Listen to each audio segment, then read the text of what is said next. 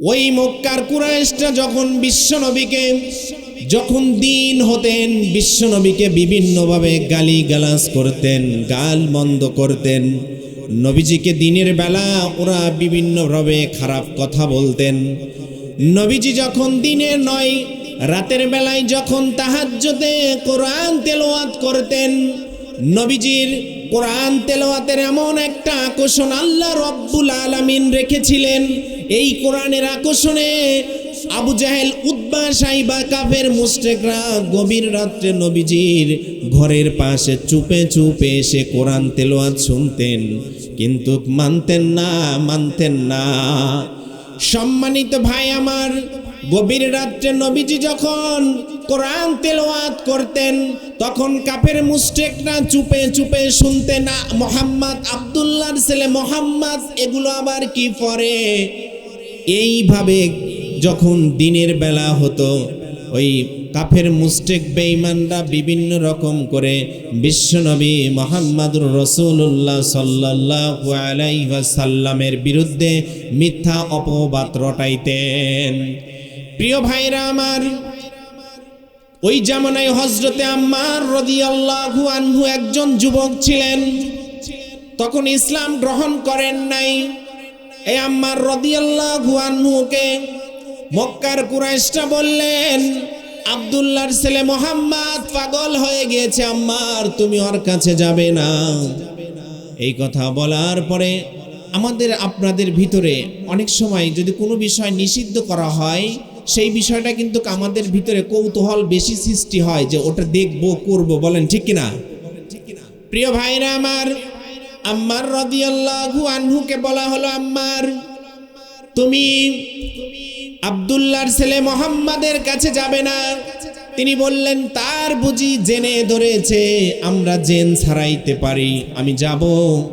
তবে কাফের মুশরিকরা সবাই বললেন, সে আব্দুল্লাহর ছেলে মোহাম্মদ কোথায় আছে, চলো আমি একটু দেখব। এই কথা বলার পরে মসজিদের ভিতরে বিশ্বনবী বসে আছেন। বিশ্বনবী যখন মসজিদে বসে আছেন, আব্দুল্লাহর ছেলে মোহাম্মদকে দেখে আম্মার রাদিয়াল্লাহু আনহু বললেন, এই ব্যক্তিটাকে।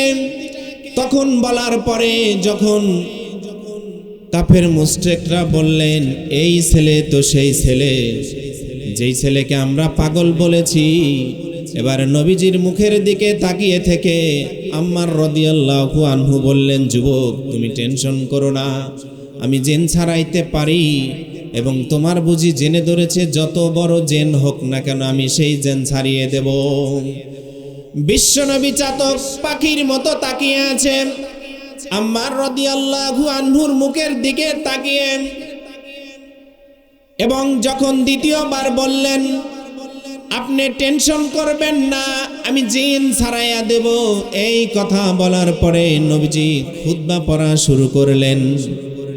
নবীজি যখন খুতবা পড়া শুরু করলেন, আম্মার রাদিয়াল্লাহু আনহু বলেন, জীবনে অনেক কথাই শুনেছি, কিন্তু এত সুন্দর কথা শুনি নাই। আপনি এই কথাগুলো আবার পাঠ করুন, আল্লাহু আকবার।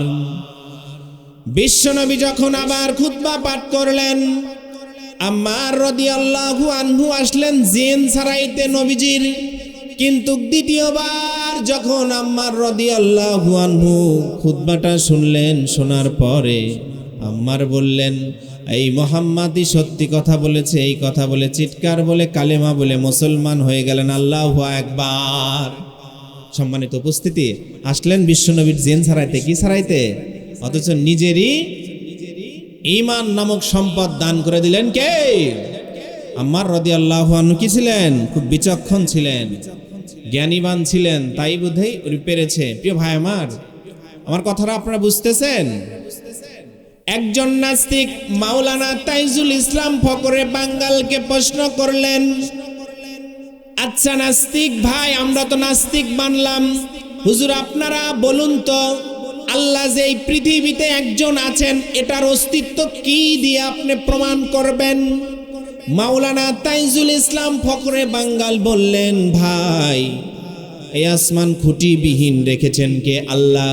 তামান পৃথিবীর মানুষ আসতে চলে যাচ্ছে, কেউ পৃথিবীতে আসছে আবার মৃত্যুবরণ করে। এই ক্ষমতার মালিক তো সব কিছুই তো প্রমাণ করে আল্লাহ একজন আছেন।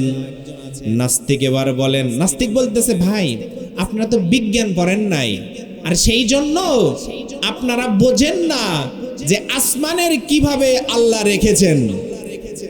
নাস্তিক বলতেছে, এবার হুজুর বললেন, আচ্ছা কিভাবে বলেন তো।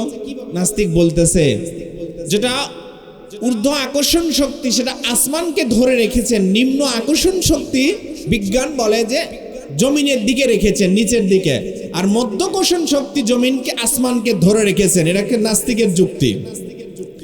মাওলানা তাইজুল ইসলাম ফখরে বাঙ্গালের কাছে একটা লাঠি ছিল, তখন ওই লাঠি দিয়ে নাস্তিকে আঘাত করলো।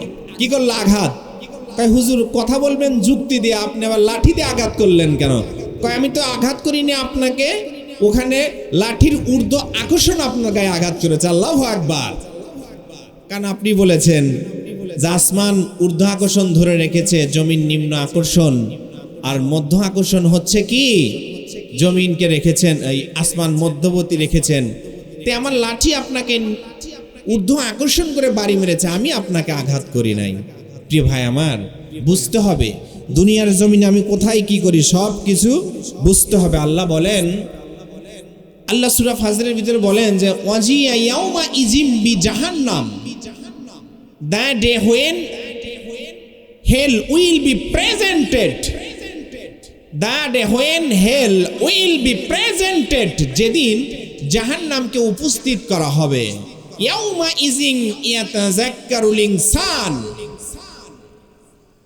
that the people will understand, that the people will understand, ওই দিন মানুষের বুঝে আসবে। ওই দিন কি হবে? মানুষের বুঝে আসবে। ওয়া আন্না লাহু যিকরা, কিন্তু সেদিন বুঝে আর কোনো কাজে আসবে? প্রিয় ভাই আমার, ওই দিন বুঝে কোনো কাজে আসবে না। এবং আল্লাহ রাব্বুল আলামিন, আল্লাহ ওয়াচিং এভরিথিং, আল্লাহ সবকিছু দেখছেন কিনা বলেন তো বাবা? আল্লাহ ওয়াচিং এভরিথিং, আল্লাহ সব কিছু দেখছেন। My brother, Allah watching everything, Allah সব কিছু দেখছেন। Allah watching everything, your good and bad work, Allah আপনার ভালো এবং খারাপ কাজ সব কিছুই দেখছেন।